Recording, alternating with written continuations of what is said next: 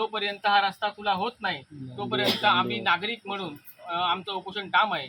आणि जर आम्हाला एक आजचा किंवा उद्याचा दिवस आम्हाला जर त्यांनी निर्णय नाही दिला तर आम्ही आत्मदहनाच्या ह्याच्यावरती आम्ही ठाम आहोत. घालण्यात आला त्यावेळी मी स्थानिक नगरसेविका म्हणून इथे कार्यरत होती. त्यावेळी मी विद्यमान नगरसेविका पण होती. मला एवढंच सांगायचं आहे की नगरपालिकेने जर 30 लाख इथे खर्ची घातले तर आज नगरपालिका का कारवाई करत नाही आहे?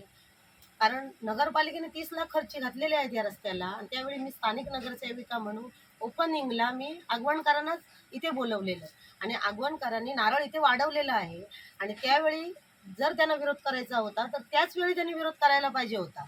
हे माझं ठाम मत आहे. त्यावेळी मला सांगायला पाहिजे होतं सेजल थांब माझा विरोध आहे इथे. त्यावेळी ते आले. त्यानंतर रस्ता चालू झाला. पर्यटक आता हा पर्यटन जिल्हा आहे. एवढे लाख लोक पर्यटन म्हणून किल्ला आहे इथे, समुद्र आहे, स्पोर्ट आहेत, त्या उद्देशाने येतात. आज लोकांचा पाऊस तोंडावर आला आहे आणि अशा कंडिशनमध्ये जर हा रस्ता बंद झाला लोकांनी कुठे जायचं, काय करायचं?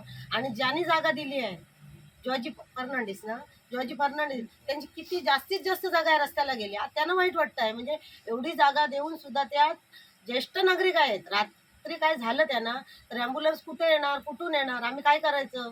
आणि ह्या लोकांनी जागा देऊन आज ते पश्चातापात पडले आहेत. त्यामुळे नगरपालिकेने लावलेला सुद्धा बोर्ड त्यांनी काढून टाकलेला आहे तरी नगरपालिकेने कारवाई नाही केली आहे.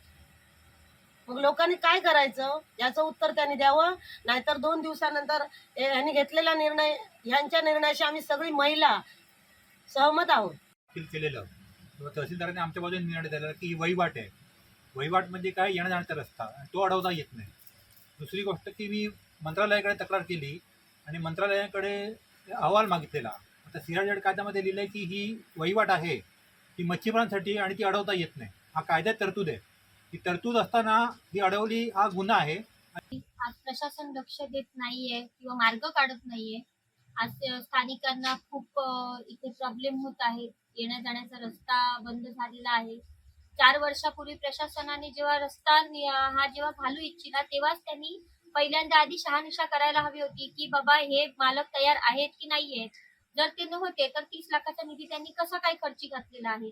आणि आज मी इथले जे आगवणकर म्हणून आहेत त्यांना मी विनंती करेन स्थानिक म्हणून की त्यांनी लोकांचा आणि वयोवृद्धांचा विचार करून थोडंसं एक सॉफ्ट भूमिका घेऊन त्यांनी हा रस्ता खुला करावा लोकांसाठी.